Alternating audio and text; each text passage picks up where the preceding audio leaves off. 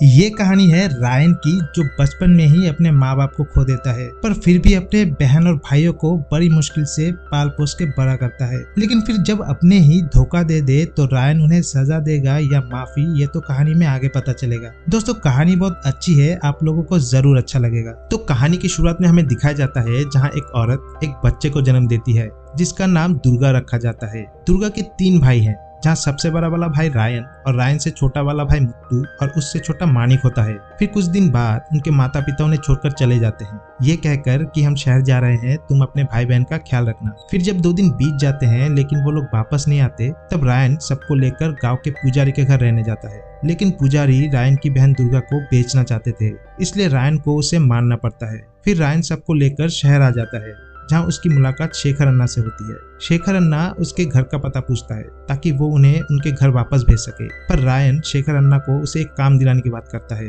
अब यहीं से रायन की संघर्ष की कहानी शुरू होती है, जहाँ अब उसे अपनी बहन और भाइयों का सुरक्षा करना और उसे अच्छे से पढ़ा लिखा के बड़ा करना है। फिर कुछ साल बीत जाते हैं, जहाँ अब रायन के सारे भाई बहन बड़े हो चुके थे। रायन के पास अब एक खुद की फास्ट फूड की दुकान थी, जिससे उसका घर चलता था। रायन को अब अपने गुस्से से डर लगने लगा था, क्योंकि वो अपनी बहन दुर्गा से बहुत ज्यादा प्यार करता था और वो नहीं चाहता था कि उसकी गुस्से की वजह से बाहर के मामले घर तक पहुंचे। इसलिए अब वो खुद को हमेशा शांत रखने की कोशिश करता था। लेकिन रायन से छोटा वाला भाई मुत्तू, जो एक शराबी बन चुका था और गुस्सा हमेशा उसके नाक पे चढ़ा रहता था और हमेशा शराब पी के सबसे लड़ता रहता था, जिसकी वजह से रायन उसे हमेशा डांटता था ताकि मुत्तू की वजह से उसके बाहर के झगड़े घर तक ना आए। मुत्तू बाहर जितना भी गुस्सा करे या लड़ाई करे, पर रायन के सामने उसका कभी भी मुंह नहीं खुलता था, क्योंकि वो अपने बड़े भाई रायन से बहुत ज्यादा डरता था। दूसरी तरफ सबसे छोटा वाला भाई मानिक अब कॉलेज में पढ़ता है, जो एमएलए के खिलाफ कॉलेज इलेक्शन में खड़ा होता है, जिसकी वजह से वो भी हमेशा एमएलए के लड़कों से लड़ता रहता है, पर कभी भी उसकी लड़ाई की बातें घर तक जाने नहीं दी, क्योंकि वो भी अपने बड़े भाई रायन से बहुत ज्यादा डरता था। पर जब बाद में एमएलए का बेटा पुलिस से मानिक को डराने लगा ताकि वो इलेक्शन ना लड़े, तब मानिक अपने बड़े भाई रायन से कुछ करने को कहता है, पर रायन भी उसे इलेक्शन से पीछे हटने को कहता है, क्योंकि वो सारे झगड़ों से दूर रहना चाहता था। फिर हमें एक सीन दिखाया जाता है जहाँ शेखर अन्ना और मुत्तू बैठे होते हैं। तभी वहाँ पर 2 लोग आते हैं रायन की फास्ट फूड की दुकान को खरीदने और कहते हैं तुम लोगों को अपनी दुकान बेच देनी चाहिए, अगर ना कहा तो शायद दुरई भाई को अच्छा ना लगे। दुरई होता है इस शहर का सबसे बड़ा गुंडा।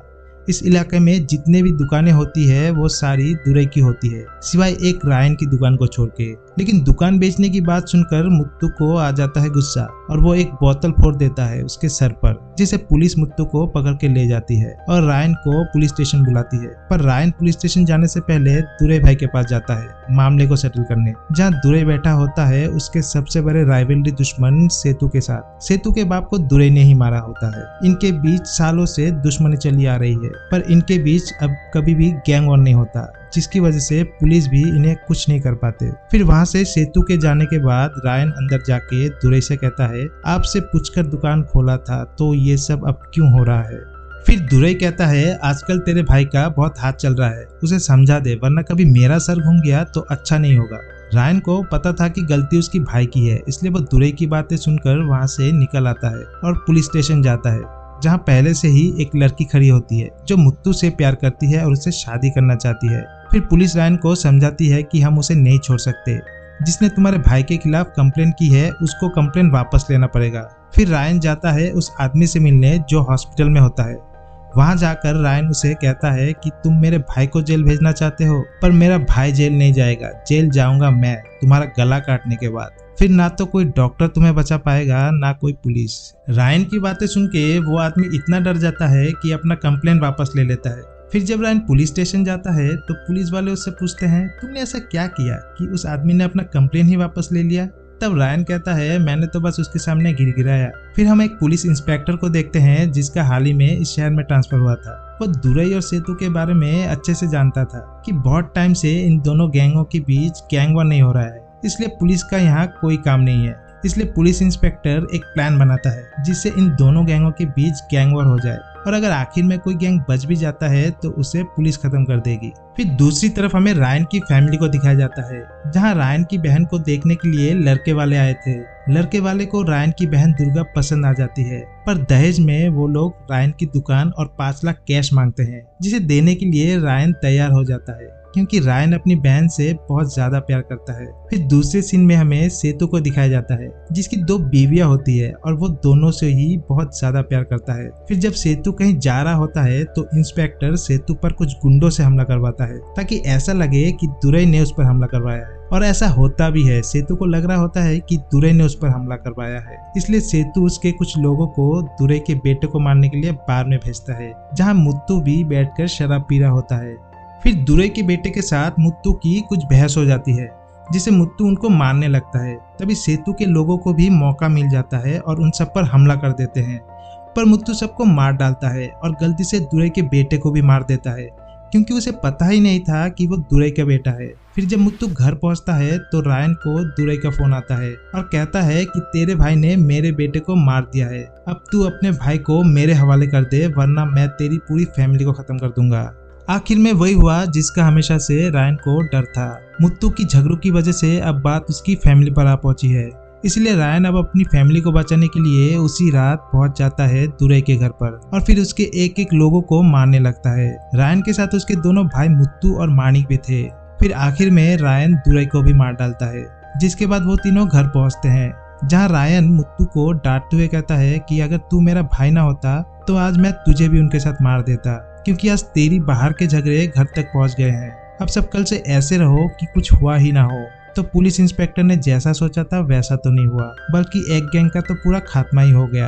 अब सबको यही लग रहा होता है कि सेतु ने दुरई के गैंग को मारा है, और दूसरी तरफ सेतु सोच रहा होता है कि शहर में कोई नया गैंग आ गया होगा जिसने उसके आदमी को और दुरई की पूरी गैंग को खत्म कर दिया है। फिर हमें रायन की फैमिली को दिखाया जाता है जहां दुर्गा की शादी के लिए पैसे कम पड़ रहे होते हैं। तो मुत्तू रायन से कहता है क्या हम दुरई की बिजनेस को टेक ओवर कर लें, अब तो दुरई भी जिंदा नहीं बचा। ये सुनकर रायन को आ जाता है गुस्सा और वो कहता है इतने सारे मर्डर करने के बाद इतने चैन से खाना कैसे खा लेता है तू, ज्यादा दिनों तक ये सब छिपा नहीं रहेगा कि इतने सारे मर्डर किसने किए हैं। मुझे तो डर के मारे रात को नींद नहीं आती है, तू खा आराम से, घर की पनौती। ये सब सुनकर मुत्तू को बहुत गुस्सा आता है, पर रायन से कुछ कहने की उसकी हिम्मत नहीं होती। फिर हम देखते हैं सेतु को जहां उसे पता चल जाता है दुरई और उसकी गैंग को रायन ने ही मारा है, तो उसे अपने गैंग में शामिल होने के लिए फोन करके मिलने बुलाता है। पर रायन बार बार यही कह रहा होता है कि उसने दुरई को नहीं मारा है। पर जब सेतु उसे अपने गैंग में शामिल होने के लिए धमकी देने लगता है तब रायन उसे कहता है मैंने दुरई भाई को नहीं मारा है, मैं अगर दुरई भाई जैसे बड़े आदमी को मार सकता तो मेरे जैसे आदमी को आपको मारने में कितना ही टाइम लगता।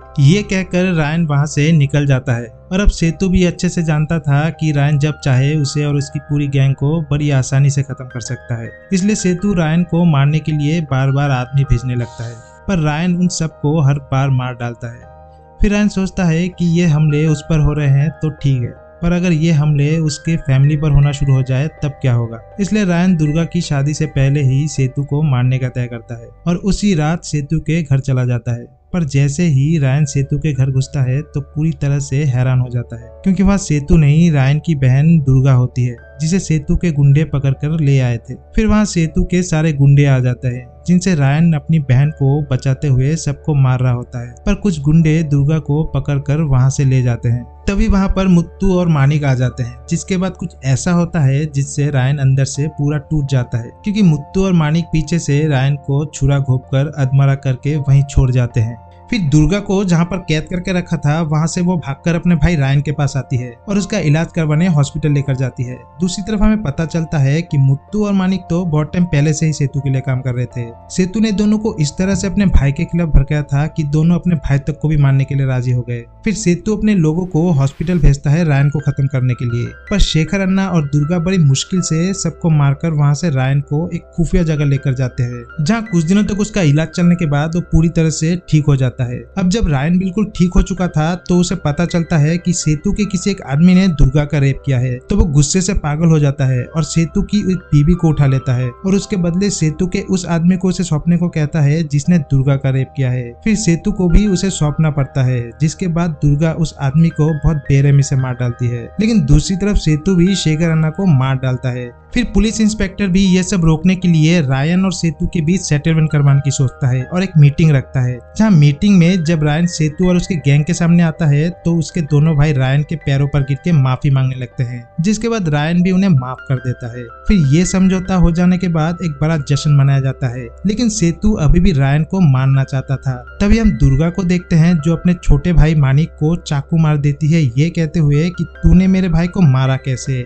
ये देखकर रायन अपनी बहन दुर्गा को ऑटो में वहाँ से भेज देता है। फिर वहाँ पर एक गैंग वॉर शुरू हो जाता है, जहाँ रायन सेतु के एक एक आदमी को मार रहा होता है। फिर हम मुत्तू को देखते हैं जो अभी भी सेतु के साथ मिलकर रायन को मारने की कोशिश करता है, पर इस बार रायन अपने भाई को नहीं छोड़ता और सेतु के साथ उसे भी मार डालता है। दरअसल ये सब पुलिस इंस्पेक्टर का ही प्लान था। उसने पहले ही रायन को समझा दिया था कि अगर वो सेतु और उसके गैंग को मार देता है तो उस पर कोई भी मर्डर चार्जेस नहीं लगेगा और उसे बहुत सारे पैसे भी मिलेंगे। पर पुलिस इंस्पेक्टर पैसे देने के बहाने उसे भी मार देगा, इसकी भनक रायन को पहले से ही लग चुकी थी। इसलिए वो पुलिस इंस्पेक्टर से बिना मिले ही ये शहर छोड़ देता है। पर शहर छोड़ने के टाइम पे रायन को पता चलता है कि मुत्तू का वैशाली से एक बच्चा भी है, जिसे वैशाली अब साथ नहीं रखना चाहती, तो रायन उस बच्चे को भी अपने साथ ले जाता है। दूसरी तरफ पुलिस इंस्पेक्टर को समझ में आ गया था कि रायन पैसे लेने के लिए वापस नहीं आने वाला, क्योंकि पुलिस इंस्पेक्टर ने रायन को जितना होशियार समझा था वो उससे भी ज्यादा होशियार है। तो इसी के साथ ये कहानी यही खत्म होती है। अगर आप लोगों को ये एक्सप्लेनेशन अच्छा लगा हो तो जाने से पहले लाइक एंड सब्सक्राइब जरूर कीजिएगा।